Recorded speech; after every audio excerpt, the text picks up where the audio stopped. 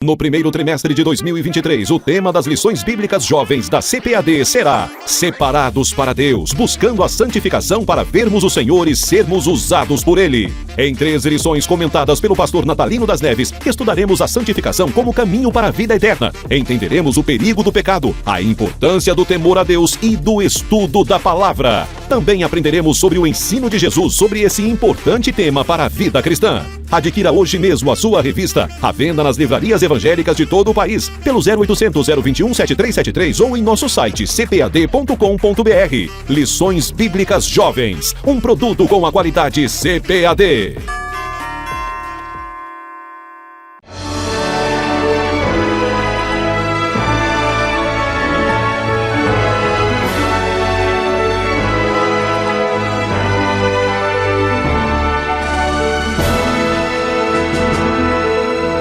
Subsídios.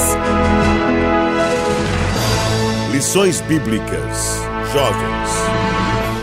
Lição 4. A santificação e a palavra de Deus.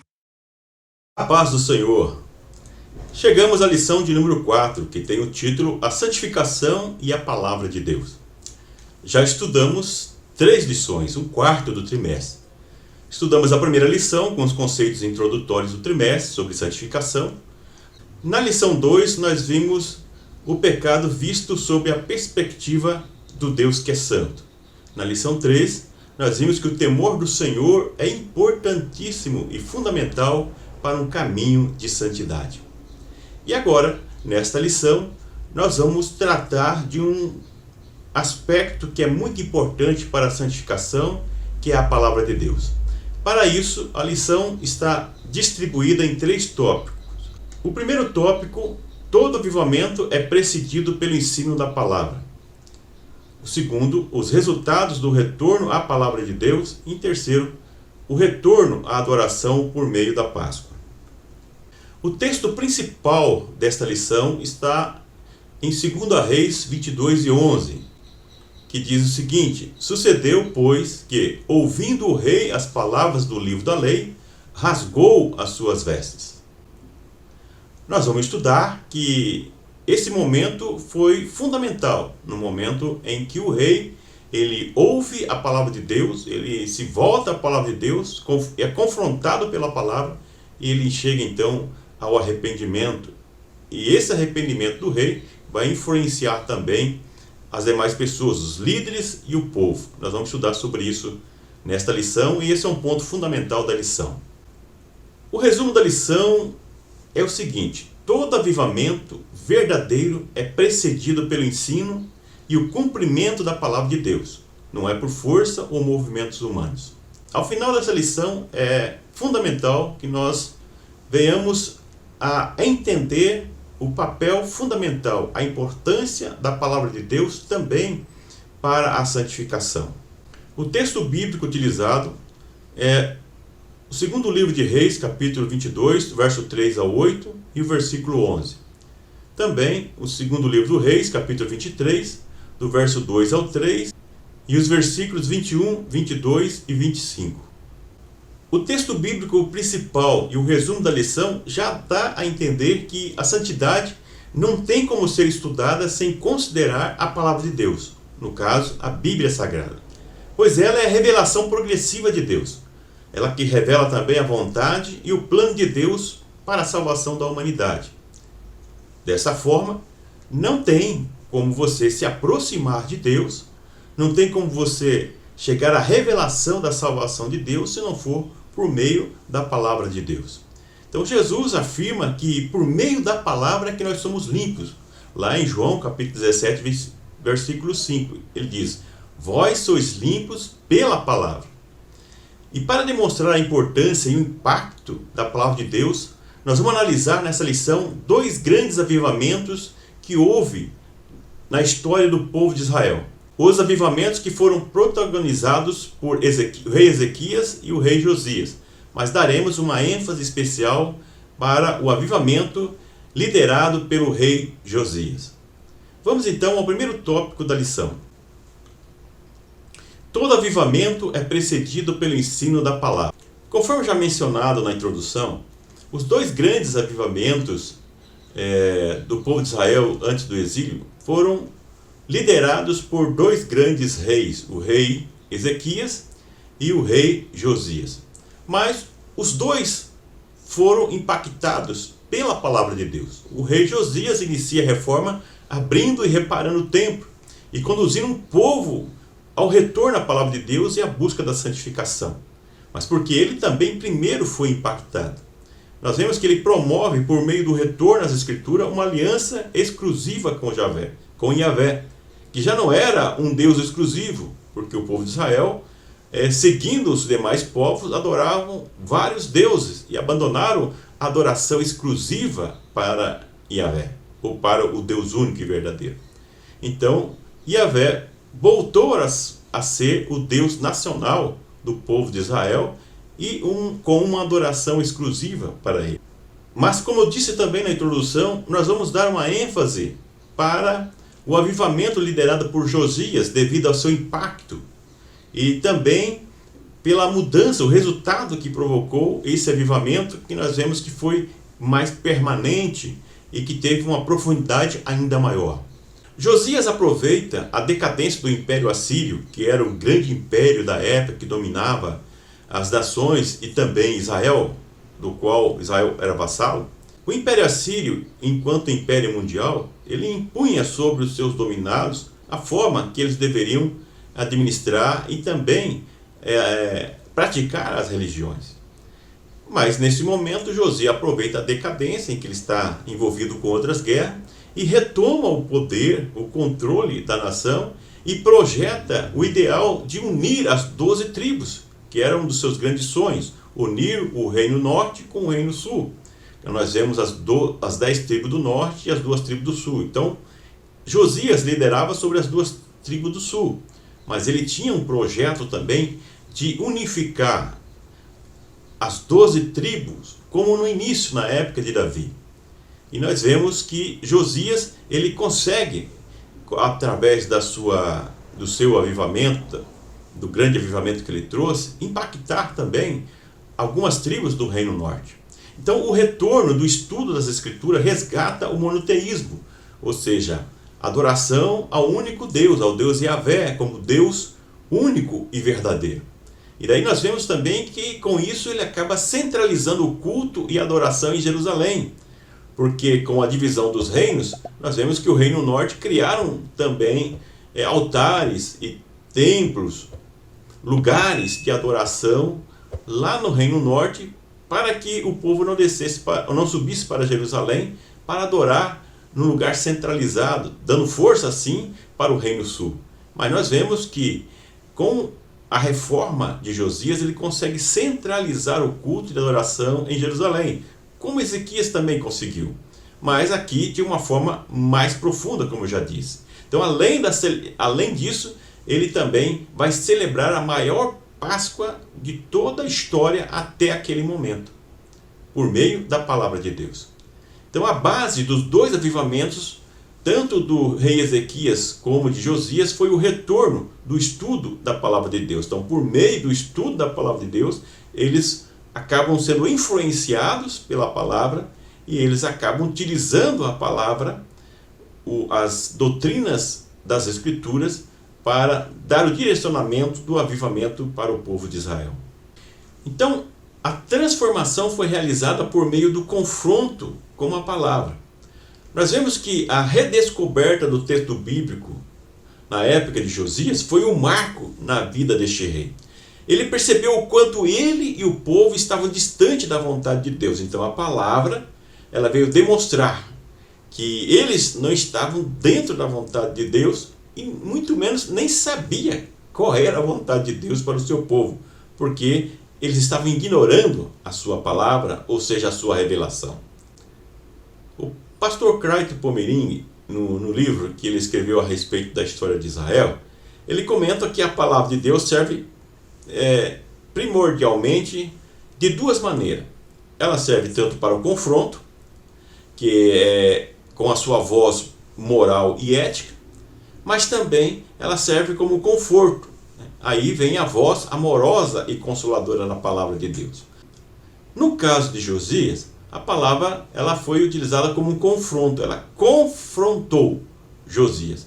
Nós vemos que a palavra de Deus, ela mesmo atribui a si a figura do espelho. O espelho é que mostra você como você é.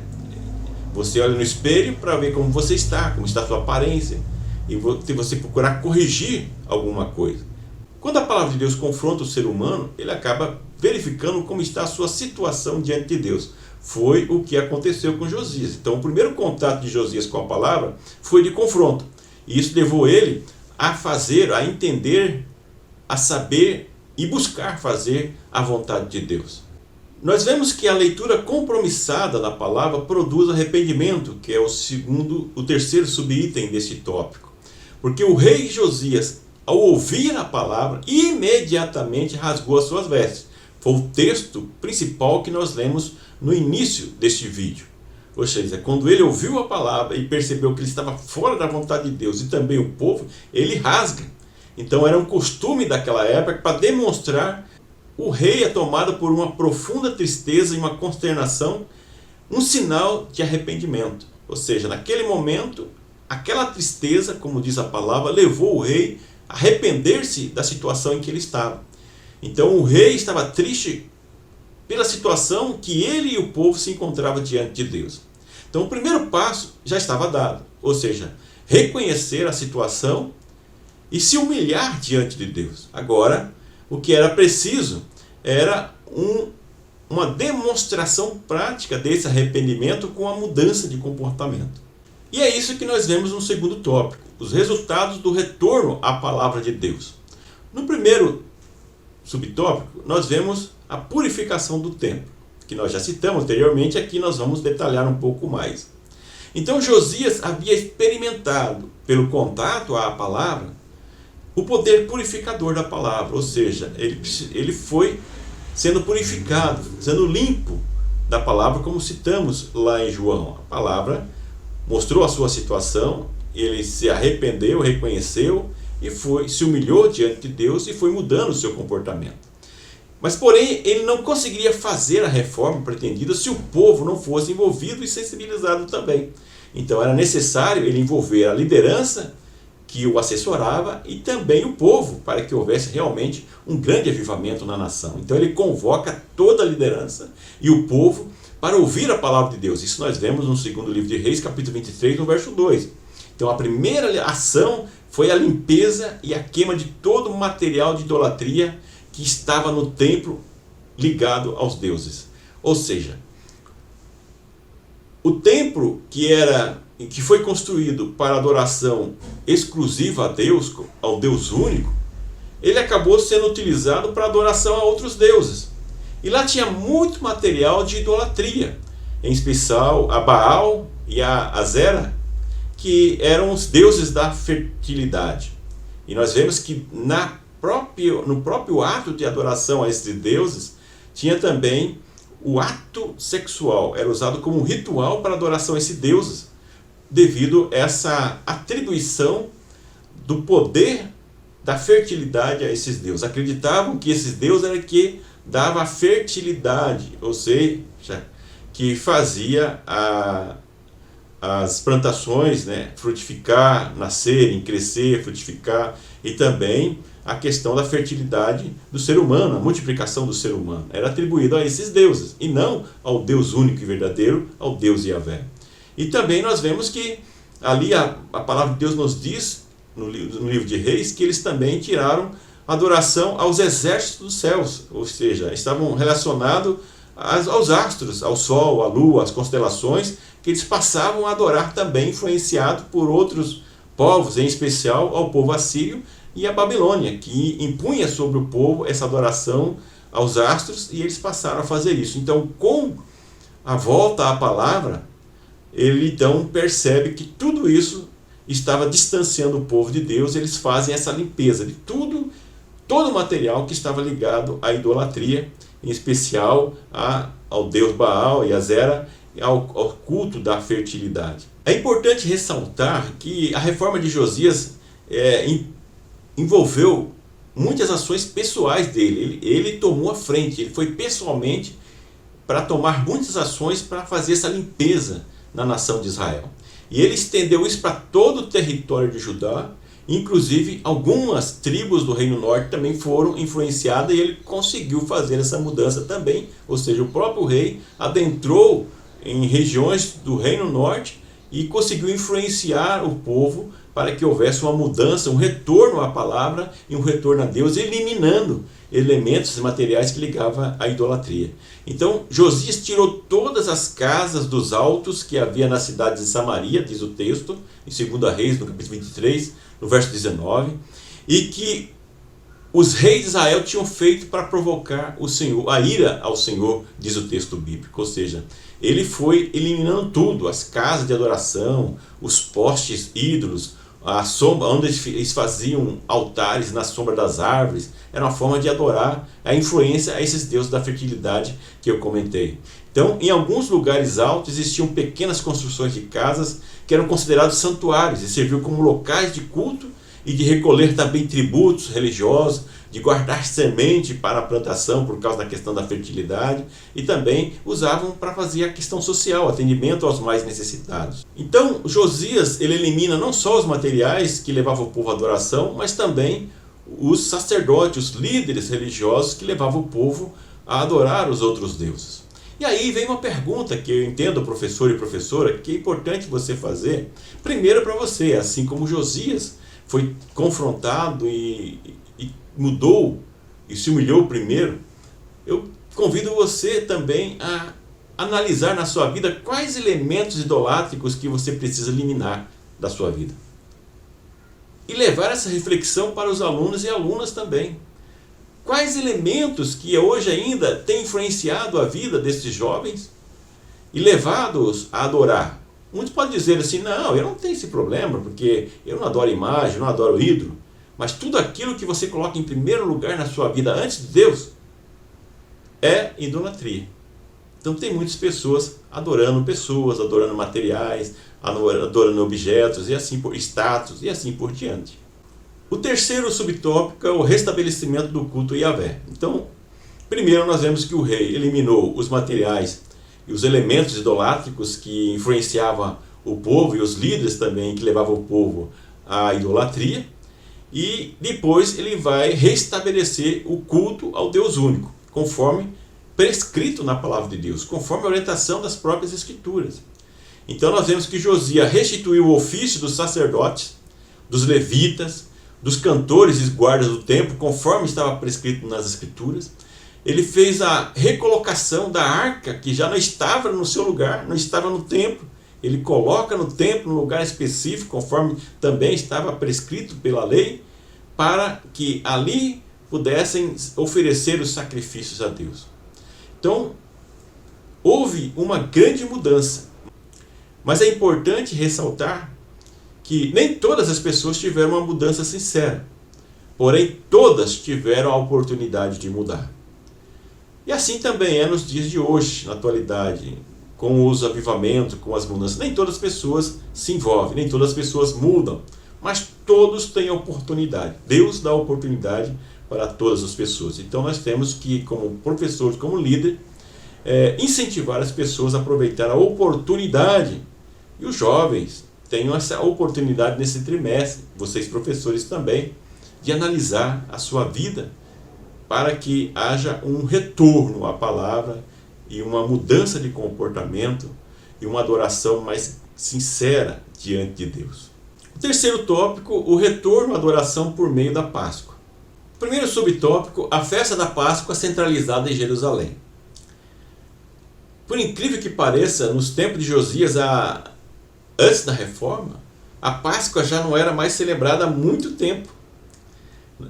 O texto bíblico diz que a Páscoa foi restabelecida após esse avivamento somente no 18º ano do reinado de Josias. Haviam-se passado 18 anos que Josias havia iniciado o seu reinado ainda como criança, e nenhuma Páscoa havia sido celebrada, porque o povo estava longe do Senhor. E foi preciso a palavra, o confronto com a palavra, para eles restaurarem a celebração da Páscoa A Páscoa, que era uma das 3 festas principais do povo de Israel e que relembrava a libertação do povo de Israel lá do Egito.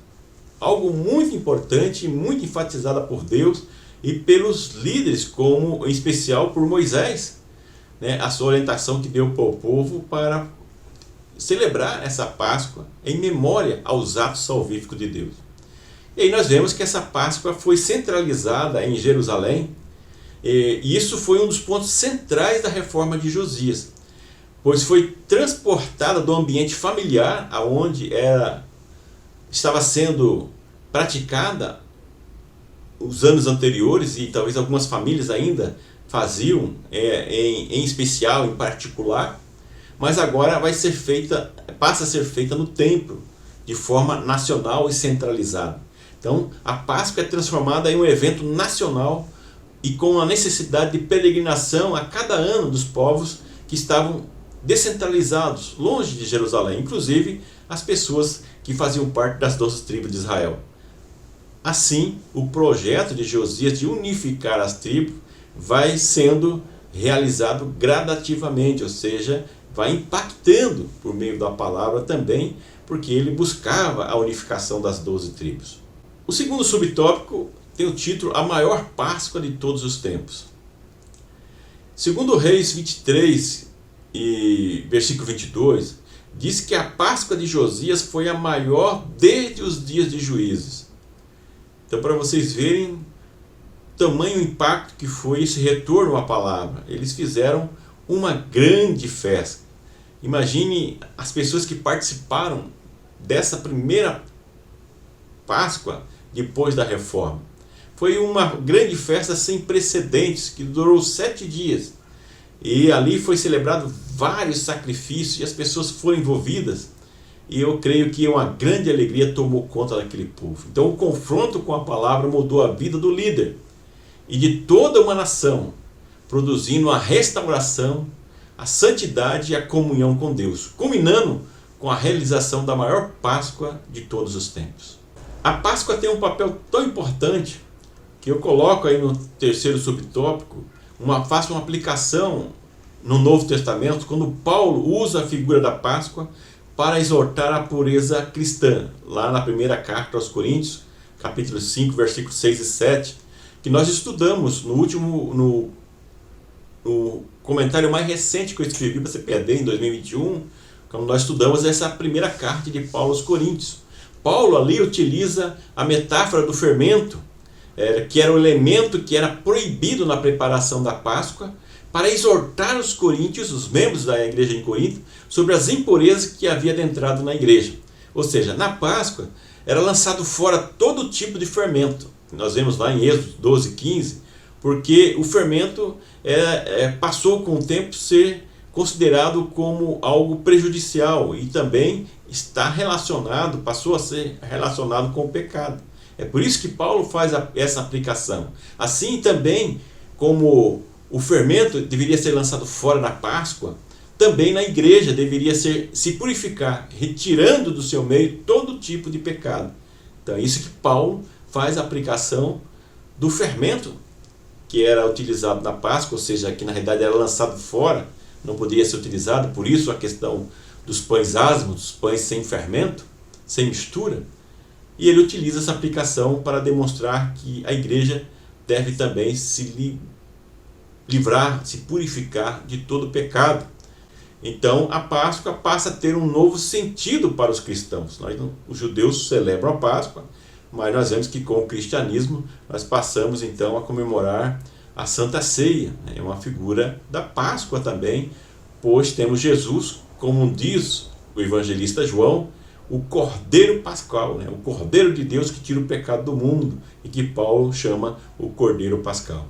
Então a santificação era tida como uma forma de gratidão e respeito ao sacrifício vicário de Cristo, o Cordeiro Pascal.